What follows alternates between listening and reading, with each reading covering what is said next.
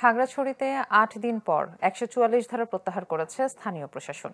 বিষয়টি নিশ্চিত করেছেন খাগড়াছড়ি জেলা প্রশাসক এবিএম ইফতেখারুল ইসলাম খন্দকার। ভোর ৬টা থেকে জেলা সদর ও গুইমারায় ১৪৪ ধারা প্রত্যাহারের পর স্বাভাবিক হয়েছে জনজীবন। পুরোদমে চালু হয়েছে ব্যবসা প্রতিষ্ঠান, বেড়েছে দূরপাল্লা ও শহরকেন্দ্রিক গণপরিবহন চলাচল।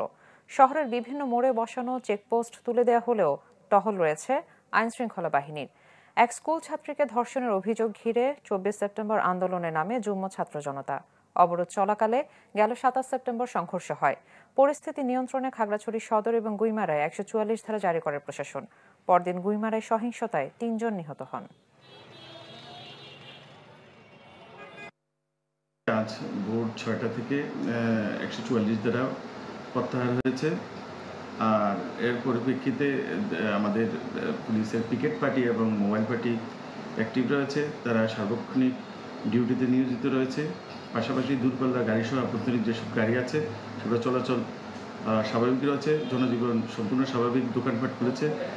ব্যবসা বাণিজ্য এবং যানবাহন অন্যান্য স্বাভাবিক সময়ের মতো একই রকম রয়েছে।